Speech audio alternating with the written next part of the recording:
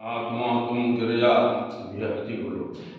आत्मा तुम गिरजामति सचरा प्राणा शरीरम गृहम पूजाते विश्यो भोगरचना निद्रा समाधिस्थिति संचार पदयो प्रदक्षिण विधि स्तोत्रादि सर्वागिरो यद्यद् कर्म करोमि तदखिलं सम्भूतमाराधनं करचरणकृतं वा कायजं कर्मजं वा श्रवणेरजं वा मानसं वा पराधं भीर्भवितं वा सर्वे तत्क्षमस्व। जय जय करुणाब्धे श्री महादेव।